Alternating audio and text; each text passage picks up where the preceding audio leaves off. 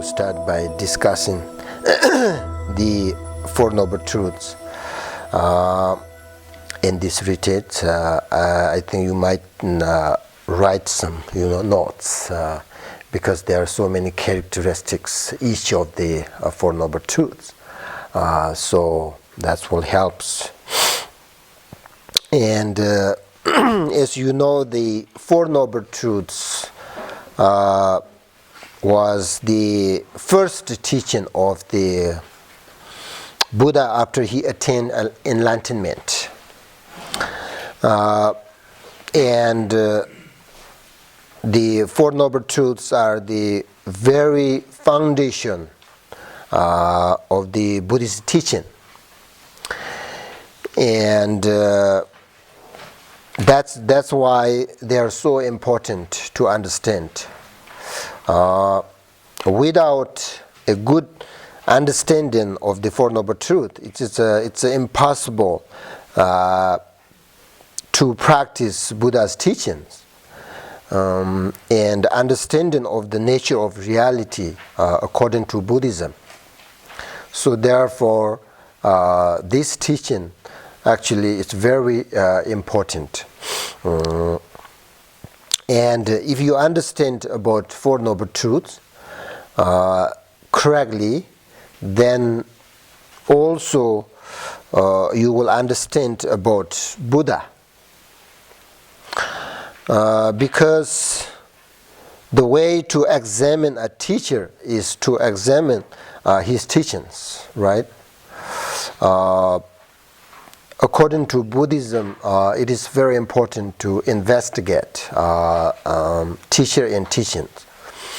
So, if the teachings of the Buddha are beneficial for his disciples, that means the Buddha is also a good teacher.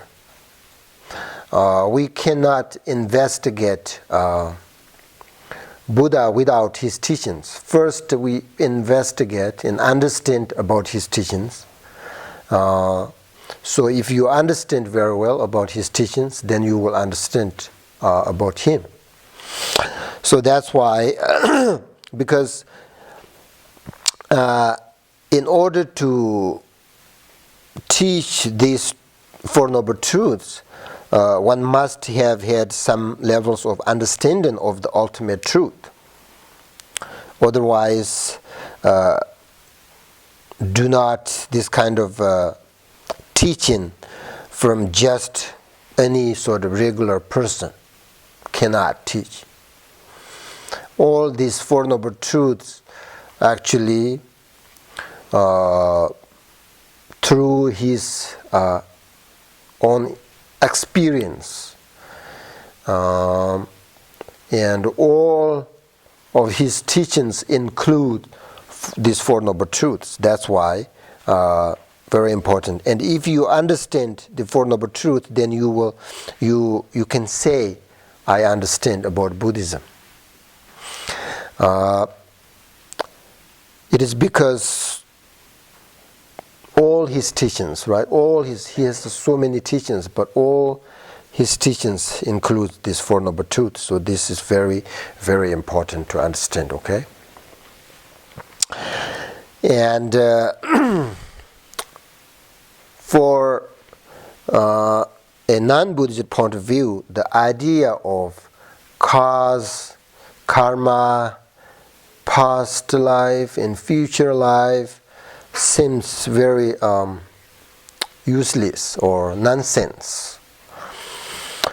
And similarly, the Buddhist point of view, the idea of creator, God, and all this something sounds like really nonsense.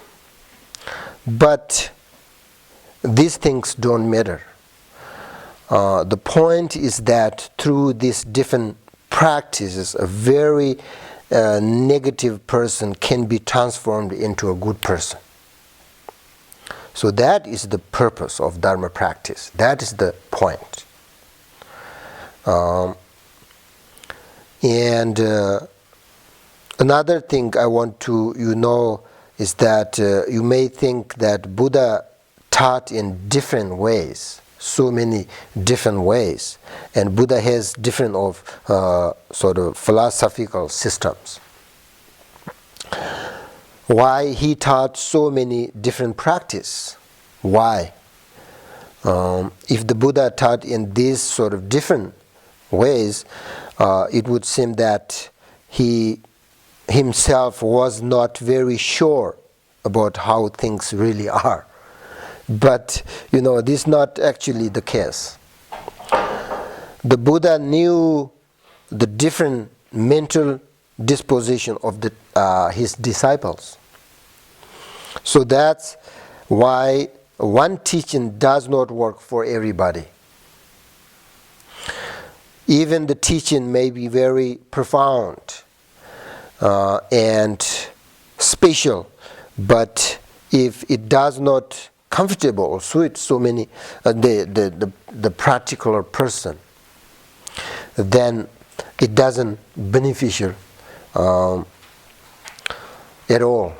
So that's why he has so many different teachings, different paths, right? Because of his disciples, and different people or different personality, characteristics. So that's why he has so many different teachings. You need to know that. Otherwise, why he had so many different teachings, Now, I would like to tell you about Buddha a little bit, if you don't mind. Buddha was not a god, right? He was a human being. He's a human being, and like you and me, just an ordinary person. And of course, he suffered just as we do. And when he was 29 years old, he came to India, right? He came to India. He was born in India. And 29 years old when he left his royal family to search for a way to end his and the others' suffering. He studied meditation with many teachers. And after 6 years of practice, he sat under the Bodhi tree right now, and we call Bodhgaya in India. If you've been to India, you will see the Bodhi tree still exists there. And he promised not to stand up until he was enlightened after 6 years. He practiced actually a very long time.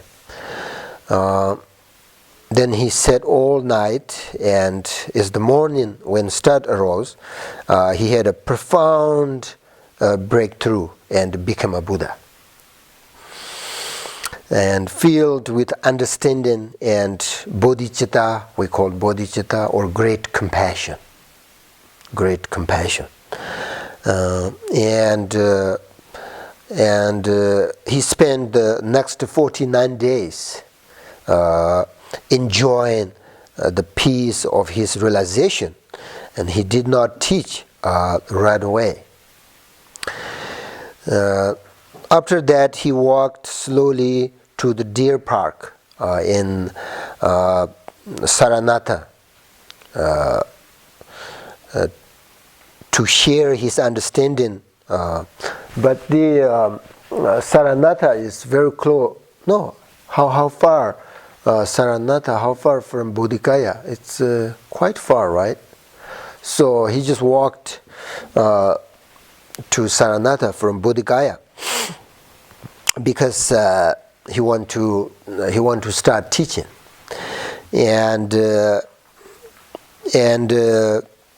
he went to Saranatha, and to share his understanding with the 5 men with whom he had practiced earlier. When the 5 men saw him coming towards, and then they offered him water to drink. The Buddha said, "Dear friends, I have seen deeply that nothing can buy itself alone." He just say that, that's everything depends each other. I understand that very deeply. I understand it's nothing by itself. Everything it depends each other. I have seen that all beings are capable with the nature of awakening. And he offered to say more, but those men, didn't know whether to believe him or not, But then slowly they agreed to receive his teachings. So the Buddha then taught the Four Noble Truths, these 5 people. The first, when he taught these Four Noble Truths, only 5 people.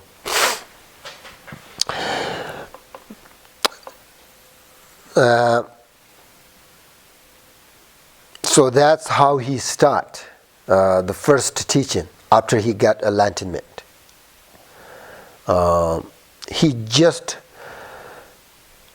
He went to Bodhgaya for 6 years, stay there and practice every day.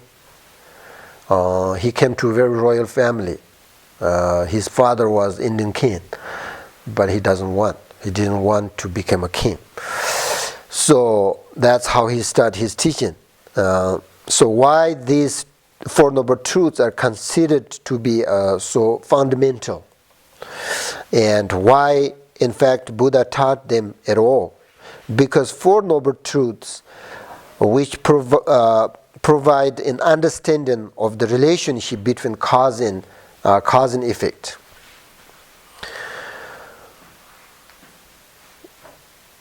So on one side we have suffering, but Buddhist point of view, suffering doesn't come from nowhere. It arises as a result of its own cause and conditions. And on the other side said we have happiness, right, which also arises from its own particular collection of cause and conditions. So this is the Four Noble Truths, this all. Our experience of happiness and suffering do not arise without cause and conditions. But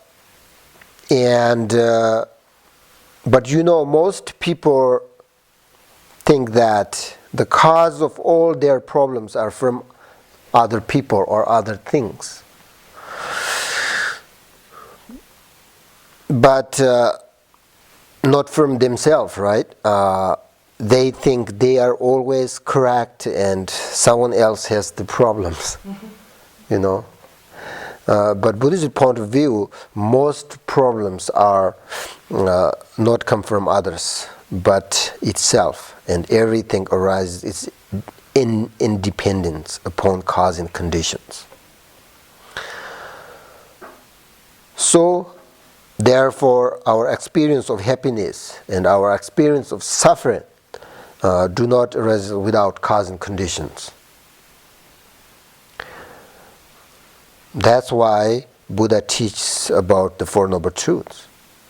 Especially these truths are taught for the benefit of beginners who really desire to leave samsara and achieve a liberation.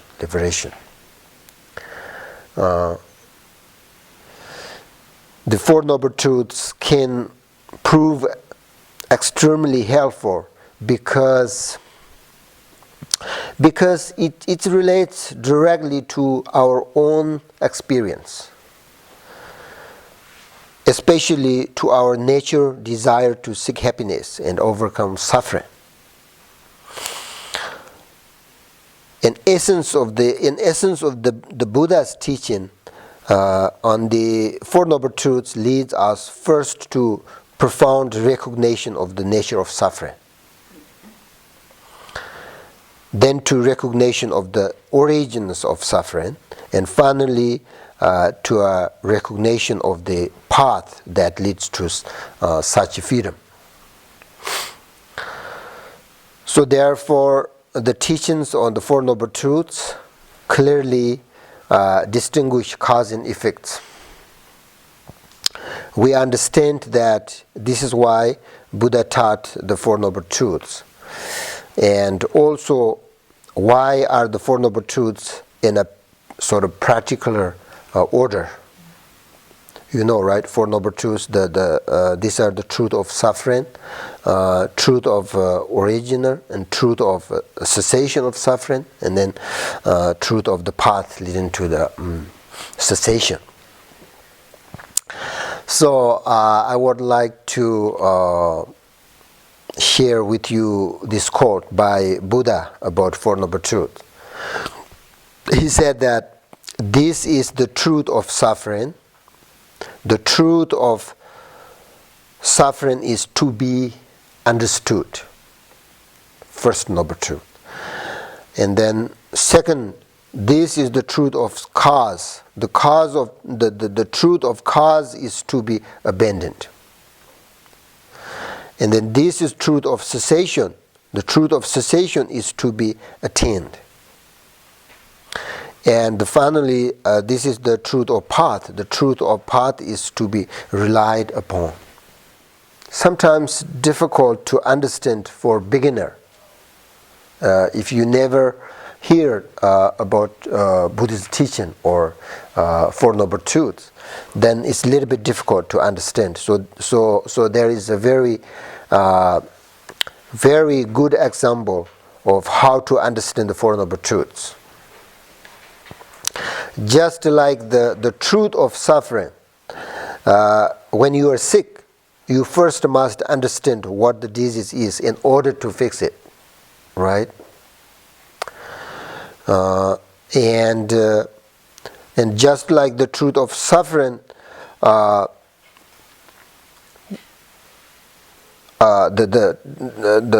cause of suffering, after you know what the disease is, then you need to understand what the cause of the disease are, right?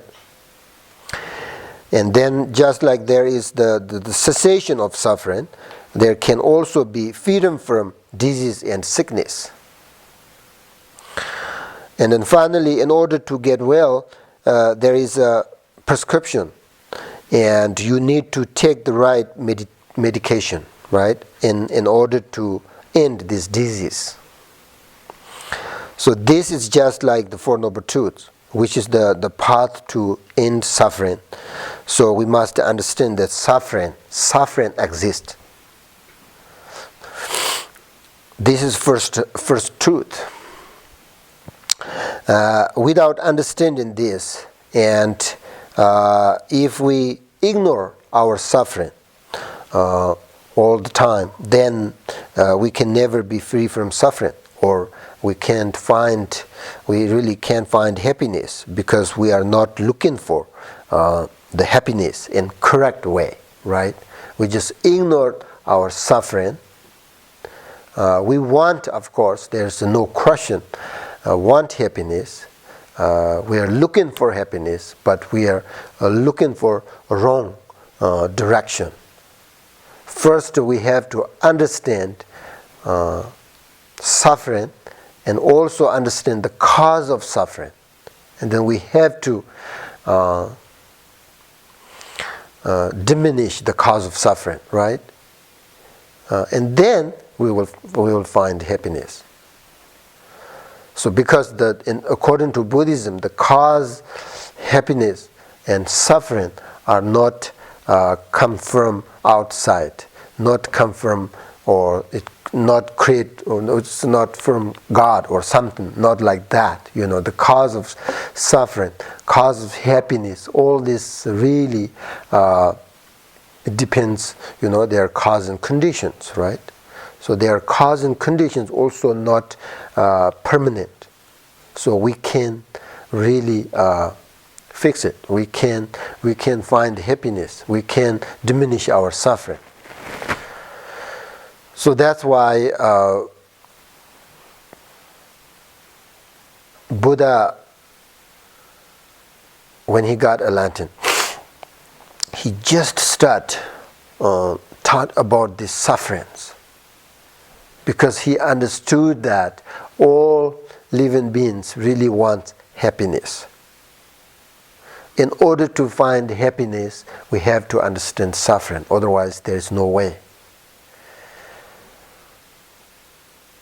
So that's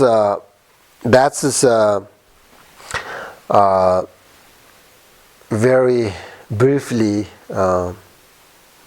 introduce about Four Noble Truth. Okay, but I will teach you more. The Four Noble Truth. The Four Noble Truth. It each has 4 characteristics. Okay, so I will teach you that slowly. But first, you need to understand why Buddha taught this Four Noble Truth after he got enlightenment, and why these are important.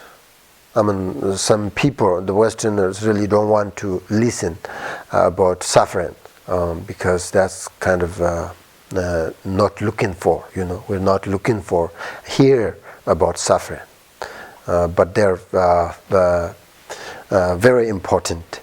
And that's why Buddha said the first noble truth is the truth of suffering. The truth of suffering is to be understood.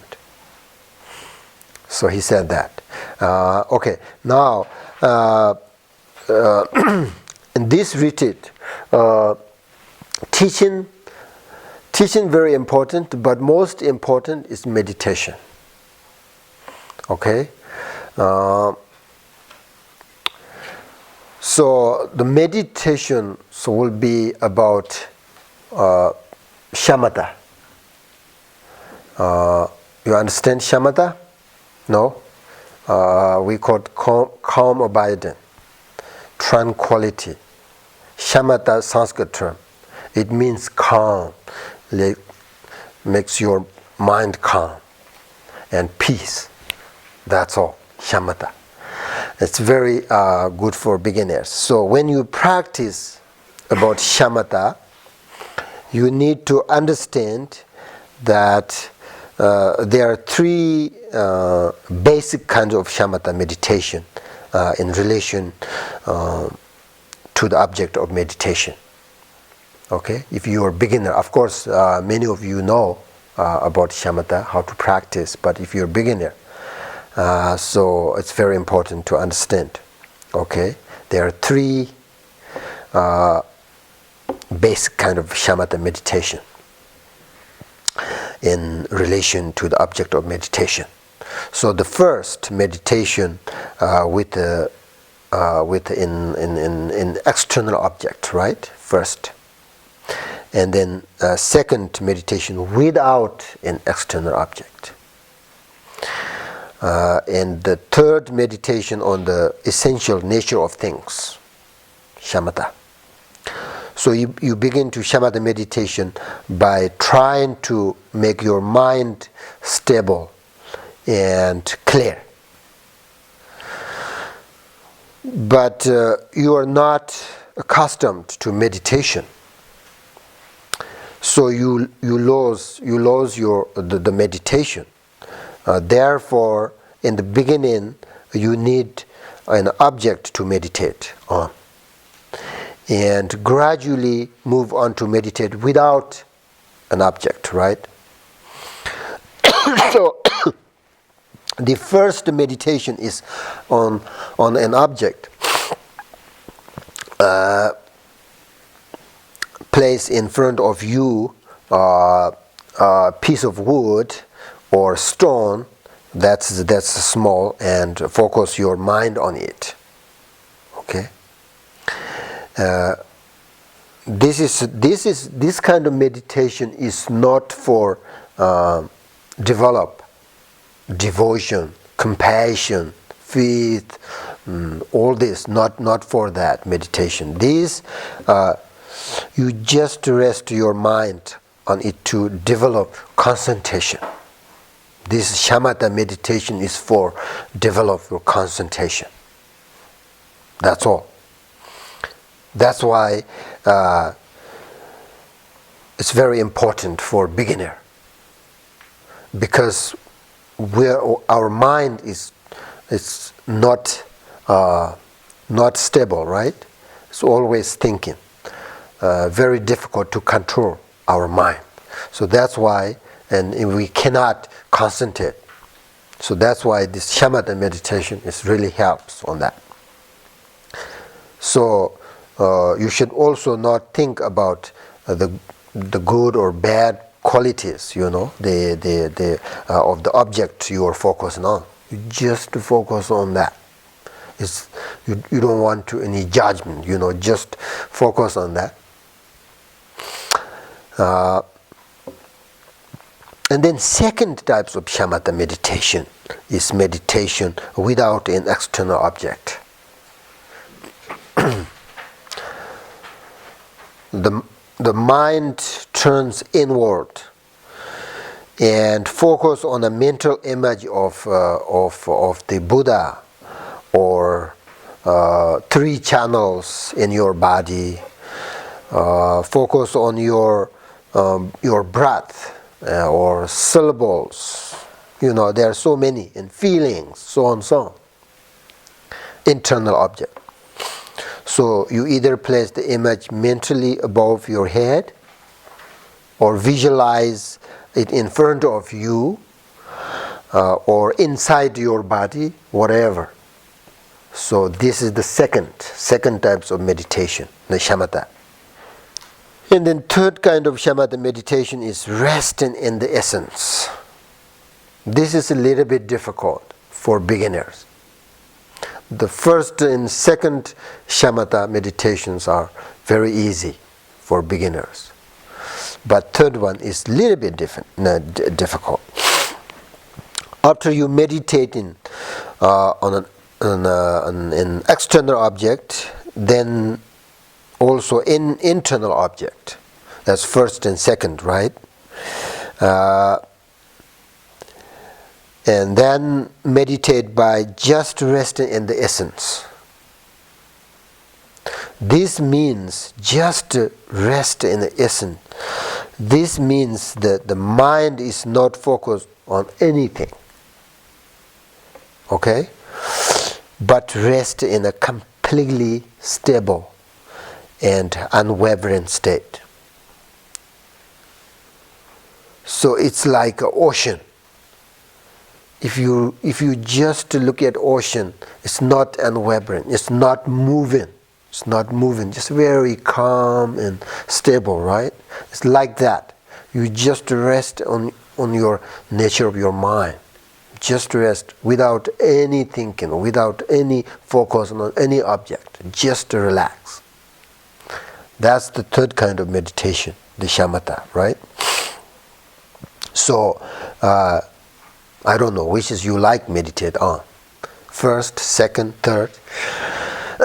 Actually, of course, there are so many different kind of meditation about shamatha, but all meditations include these 3: external object, internal object, and rest in essence.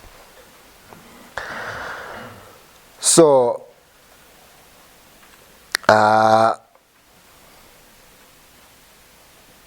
shamatha meditation is good for everybody. Doesn't really matter who you are, what kind of you believe religion, what kind of religion you follow. Doesn't really matter. Just helps for your mind, just very calm. That's why very important. I'm not going to teach you or to meditate specifically about Buddhism, okay? This retreat. Just basic teachings, basic meditations, okay? That's what we need. If you are not ready to listen about Buddhism, especially Tibetan Buddhism, that's fine. I'm just give you just basic teachings. It's really, really necessary to understand. And also basic meditations. It's very necessary also. So just don't worry about. You might think that, this guy is, when he starts, he talks about Buddha. He talks about his teachings. I'm not ready for it, I just don't worry about that. But just, actually very important to understand everything. I would like to, when I come here, so different than Tibet, right? It's so different culture, different people. But I really like to understand your culture. And I really like to understand everything. Doesn't matter. I'm not American, but I want to practice. I want to understand because I want to know. That's the same. When I was at Tibet, I studied so many different philosophies. I studied so many different religions. Because I don't care. I really like to understand. Then I can see, then which one is the best for me. Then I can choose, right? Without understand, then which one is good for you, how you know. That's why you always need open your mind. That doesn't mean you have to follow, but you just really need to open your mind. So all of these are for develop our mind. So when we say mind, actually Buddhism, according to Buddhism, they're always talking about mind, always working with mind, nothing other than that. Buddha's teaching, all his teachings about mind, about our mind, that's all. So when we say mind, what do you think? We think that just one thing?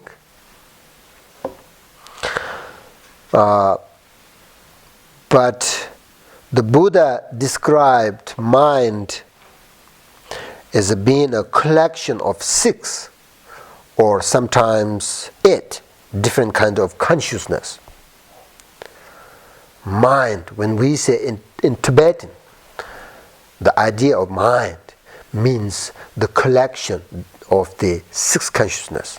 We call that mind. So mind means many things. Mind means 6 or 8 consciousness. That's what we call mind. So the 5 senses consciousness are said to be non-conceptual mind.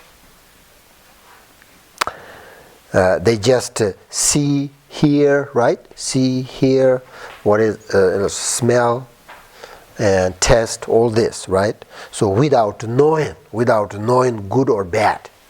That's why we call it non-conceptual mind. We have 6. See, hear, non-conceptual mind, because without knowing good or bad. So actually these consciousnesses doesn't harm our meditation. Just no problem. We see, we hear, no problem. Doesn't bother us, doesn't disturbs our meditation, right? What causes an obstacle to meditation is developing attachment to form, sound, all this, etc. So this is the consciousness or thoughts, emotional thought. They are 2 different kind of thoughts, right? Gross and subtle. So when the gross thoughts arise in meditation, we will lose mindfulness and awareness.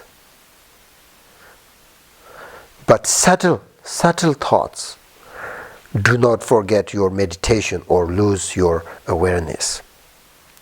But can sometimes gradually grow larger and larger, and then lose meditating, right? So that's why when we say our mind is not really stable, not can't concentrate on. That means you see things, you follow it, and then you think that good or bad or big or small, or you do that, right? So then you just follow your thoughts one after the other like that, and then we cannot control our mind. Otherwise, just you don't follow, and just see, just hear, that's just very fine, no problem, right? But you follow, oh, that's not good, oh, that's good, I like that. Or sometimes you touch, your attachment grows, or sometimes your anger, all this, then obstacles, and you cannot concentrate because of this negative emotions. So that's why we have to work with this. This is not nature. This is not nature of our mind. This is just a temporarily control of us. So that's why we have to practice. In order to control our mind, the only way, meditate. Nothing other than that. You can take some medicine, but it maybe temporarily helps, no longer. But the best help, meditation. Meditation is so important. Doesn't matter who you are. You understand what I'm saying? Doesn't matter, really. So meditation is always important, because we need happiness. We don't want suffering. So if you meditate, you can control your mind. Then you understand. Then you understand what's the cause of suffering. Then you understand how to diminish our suffering. So that's why meditation is so important. Understand? Understand about shamatha a little bit? Understand? Yeah? Alright, good. Okay. Now we're going to meditate on shamatha, okay? We should practice about, just told you, right? Internal object. Focus on your breath. There are so many methods to practice shamatha, but I think the best method is focus on your breath. Because your breath is always with you, right? Doesn't matter where you are. Your breath always with you. You have to focus on your breath. And we call this, I like this meditation, we call this breath practice in 3 stages. So, which means the breathe in and breathe out, the pause between these two. When your breath remains in the body, and focus on that. So 3 stages. Practice, breath practice in 3 stages means breathe out, breathe in, breathe out and pause and relax. And then breathe in and pause and relax. That we call 3 stages. Understand? So between breathe out and in and pause, that's very important, okay? I think that's very important. When you breathe in, very gently, Okay, and then pause your breath below, actually also below the area of the navel. Just a little bit, push a little bit down your breath. And then focus on, then relax. Okay? And then you're ready to breathe out.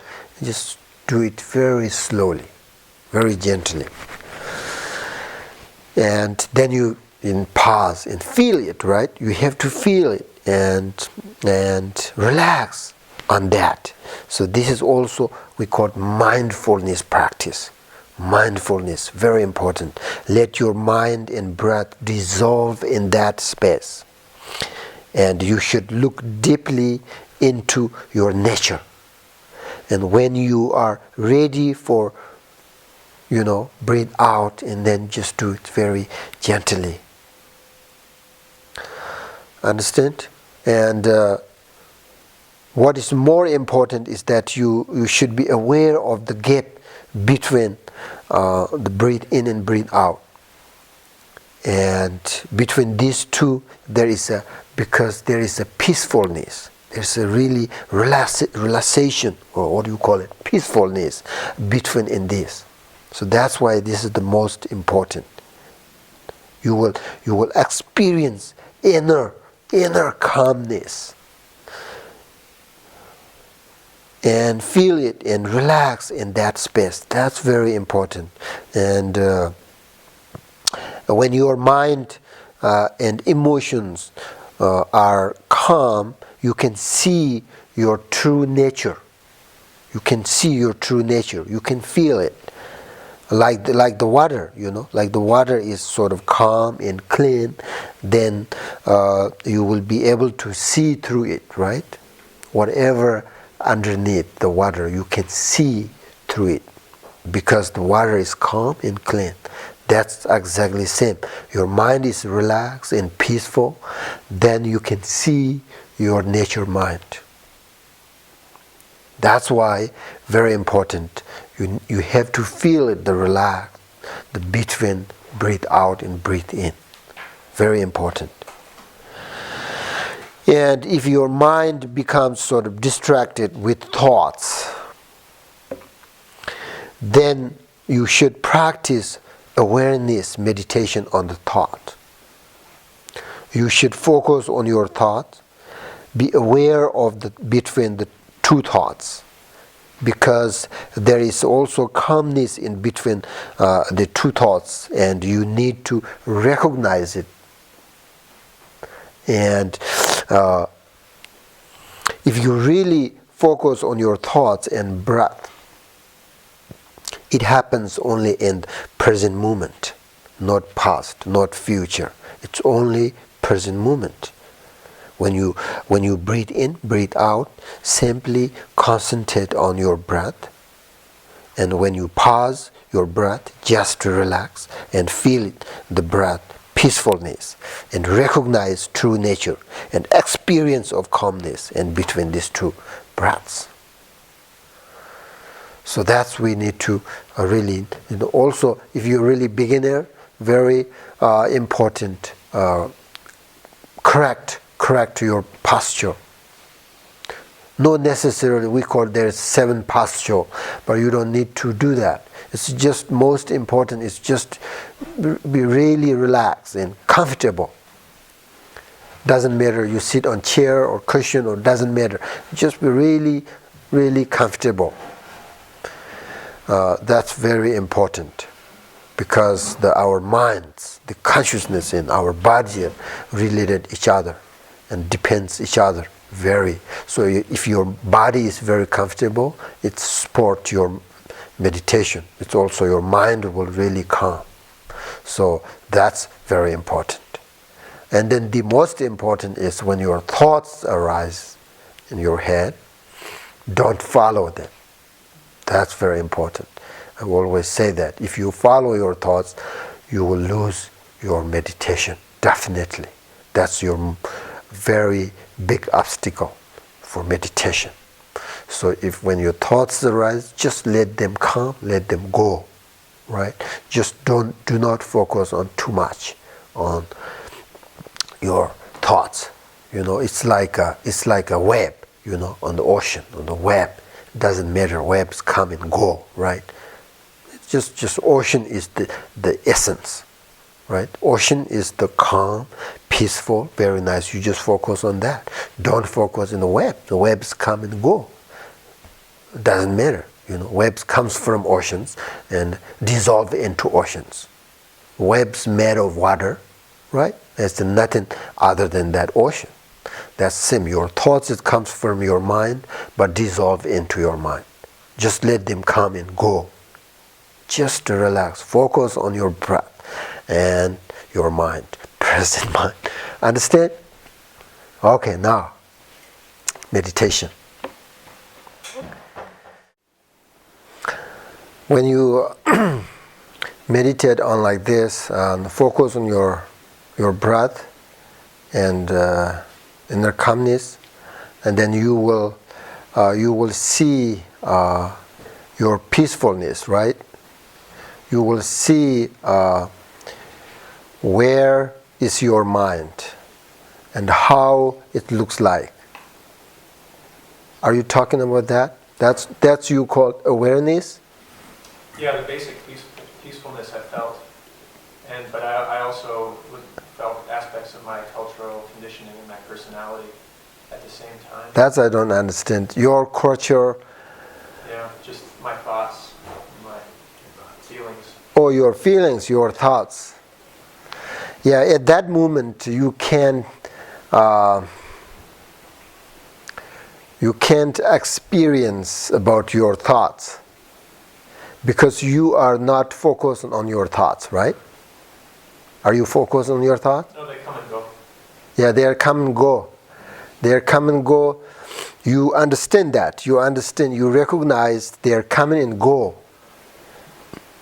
But can you bring back your mind on the focus on the breath?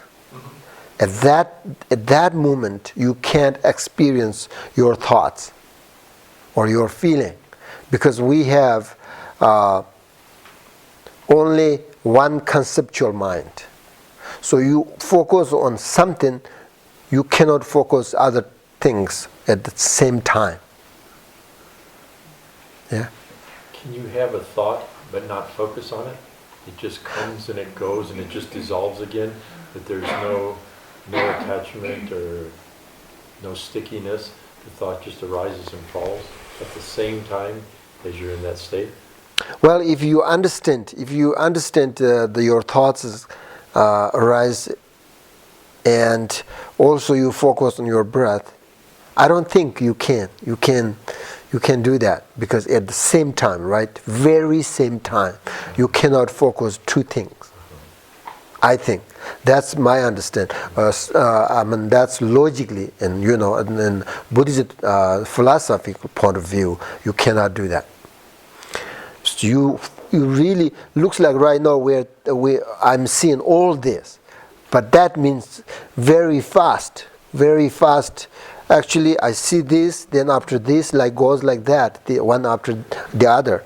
But seems like I see all them together. That means too fast. You just see them too fast. Otherwise, you really investigate. You cannot focus on two things. You cannot focus on two things at the very same time. It makes sense?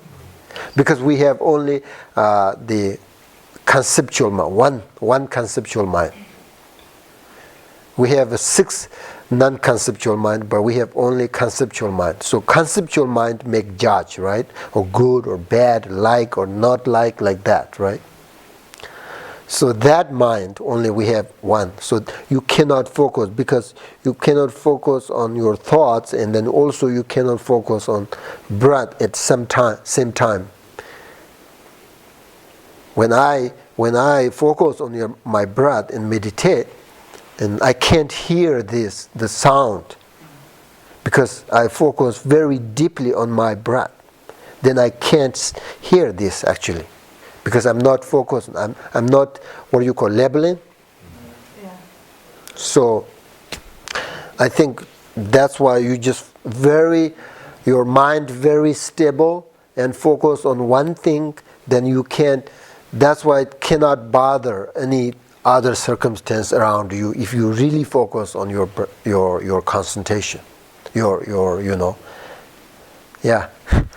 Khenpo, are you familiar with the idea of multitasking? Yeah, that's what I was thinking. No multitasking. Everybody these days is expected to multitask all the time at work.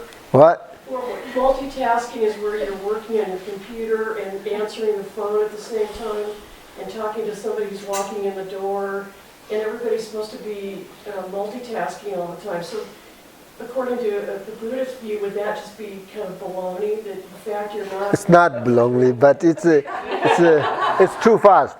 Let's say, for instance, if you go to beautiful garden in summertime, you can see these nice flowers. You can hear some sounds, birds or something sound.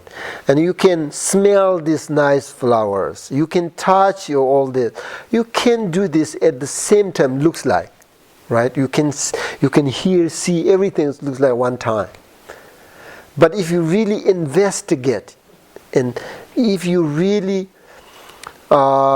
look deeply how you communicate with these objects, then it's really difficult to understand and see, hear things at the same time, very same time. So there's we have lots of debate between this in middle way and the between two schools.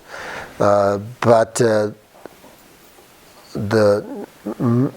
Madhyamaka point of view, this is difficult because it's because only we have, the reason is we have only the one mind, the conceptual mind. But according the six consciousness, you can see, you can hear, maybe you can do that same time, but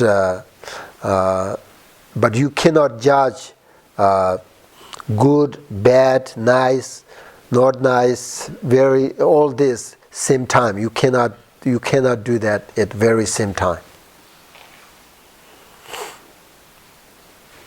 So when you are really deeply focusing on your breath, and then no other causes can arise, and that's why you can't hear and use your senses, is that what you're saying? Mm-hmm. Because you are very focused on, that means you are 100% focused on, right? So then you can hear other things. I mean, you can hear. I don't think so. Maybe you can hear, but you can't understand. You can't, how you say, it's nice or good or bad. You cannot. So you can perceive, but you can't label. That's exactly, that's what I'm trying to say. You can perceive, but you cannot label it, yeah? You can see, actually. You can see, when I meditate on my breath, I can see the piece of paper, but I just, after that, I'm done my meditate, I think about, I don't know what kind of paper, what kind of color, what kind of size. I just don't know because I did not focus on it. My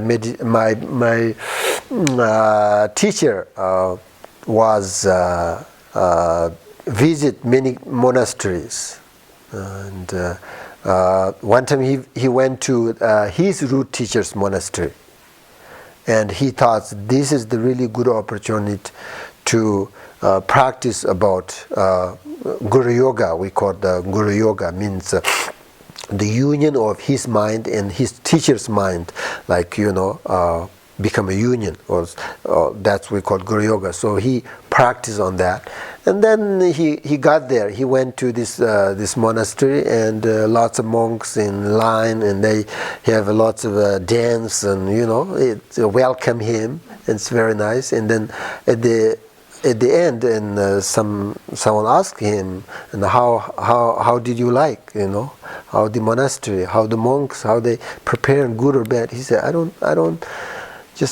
didn't focus on that. I just practiced on my Guru Yoga, so I didn't know. He answered that. I thought that really makes sense, because when we meditate on very focused and very 100%, then you just don't know what happened. All right. Understand? When you have a question, just make it easy, okay? And otherwise, my English is not so good. Sometimes I just don't get it. Yeah. How old were you when you first began learning how to meditate? Well, I went to monastery when I was 7, and but at that, I just did not practice meditate, because my teachers told me memorized all these Buddhist texts. They let me memorize, because my memory very fresh, very good when I was young. So I start 7 years, and then until 13 years old, I spent with a monastery. I studied the rituals and how to make a puja, how to make other things like that. And then 13, almost 14 years, I went to the school, which is the Buddhist philosophy school. So I went there. Still, my teacher let me memorize all these texts. Buddhist text. And then after that, 15, 16, and then I start practice the Buddhist philosophy. Then after that, we had retreat 3 years. So I start when I was 16, 19 years old, my meditation. So okay, but I'm still practicing, practice meditation. I'm still not there yet. I'm better, definitely I'm better than beginners. I have lots of experience, but I'm not reached my final destination. And but I understand Buddhist philosophy very well, because I was very interested. Actually, when I was young, I'm very interested to study just the philosophy or different religion or all these kind of different cultures like that. I was really interested, and then meditation. But later, when I was young, I'm not interested in meditation, because just I really want to practice. I want to study, Buddhist philosophy. But after that, when I get 20 years after, then I really think, I need meditate, because only study not enough. I study, then all the teachings put into my meditation. That makes me happy. That makes me very, very happy. So actually, I have a very happy life, never suffering. Actually, I don't think so. I was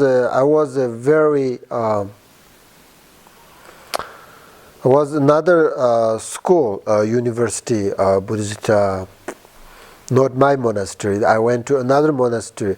It's kind of far away, 3 days from my original monastery. So when I was there, my mom died. So that's, I think, very kind of difficult. And after 5 days, I heard, I didn't have phone or nothing, right? No internet in Tibet that time. So I just heard 5 days, your mom died. And then I kind of very sad. And then I went back. And so that's the kind of most difficult in my life. Other than that, I'm always happy, every day happy. Then I sometimes investigate why, why I'm happy, why. because I think one thing is definitely my meditation helped me understand and how to take care of my life. That makes me happy. And one thing is, I think, very simple person. A very simple person. I think that makes me very happy. I don't need to worry many things. Just keep very simple everything. So that makes very happy. So some people are very happy. Some people are sometimes suffering. So it's how we take care of our life. That's all. So we need to meditate. All right. I have 2 questions. Sure. Okay. When you were in the monastery, first question, what type of meditation were you taught first as the beginning meditation? And second question, if I can ask 2 at a time, you described that you have not yet reached your ultimate goal as a meditator. Could you describe what that will be like when you have reached the goal that you would like to reach? Well, first I meditate on definitely shamatha. My teacher gave me the instructions, and I practice on that. And then after that, of course, I became a Buddhist when I was 7 years old. My father took me to the monastery, and I didn't know it. I just too young, and I just good or bad. I just didn't know, but he just told me this is good for you, and he used to be a monk, so he understood very well. So he just took me, and I follow him. I trust him, of course. So I went to the monastery, and that was really good, actually. And I became a Buddhist, and then practice shamatha, and most I practice on we call preliminaries, 5 preliminaries. I did twice practice. That's the foundation. If you are Buddhist, this is only practice about Buddhism. So my root teacher and also my parents let me practice the preliminaries when I was young. So that's my first meditation. And then I don't know when I reach my final destination. I don't know, but I don't care. I'm not worried about that at all, because I always keep my meditation when I have time, and then I always want to teach others to help and how to take care of their life a good way. That's my motivation, because when I was young, I went to another monastery, and there was a great master teacher, and I got to receive so important teachings from him. We call it great perfection. That's the highest meditation. So I received that, and the first root teacher sent me to his monastery, and I received these teachings. I thought, okay, this is it. Now I'm going to just hermitage, and just stay there, practice meditation. That's all. That's it. And then just in the morning, I went to my root teacher and see him, and he just I just kind of, he opened door. They already opened door, and I just start to prostration and to him, and he just said, that's wrong. He just said, that's, you are thinking it's wrong. He just really understood what I'm thinking, and I thought, oh, this is whole my life. I don't want to teach. I don't want to go just to go cave and then practice there all my life. I just really enjoy that. And he said, that's wrong, because I studied, many times, whole my life about Buddhism. So he said, if you want to go to cave and then you don't want to practice Buddhist philosophy like that long. So now you understand Buddhist philosophy, you have to teach. You have to teach. You can't do that. You can just by yourself and practice. That's not a good idea. So then I just I was sad, but I just, okay. Yeah, of course I have to listen my root teacher. So I follow you. And so that's why I'm here, So that's my motivation. So that's why I'm not really looking for become a Buddha. That's final destination, right? When I say my final destination means become a Buddha. I'm not looking for that. It's as long as I just help other people and happy my life, that's enough. That's wonderful. And I just keep my meditation and especially compassion, great compassion, and practice every day Bodhicitta. We call it Bodhicitta. That's the most important, because then you understand, take care of others and be a good person.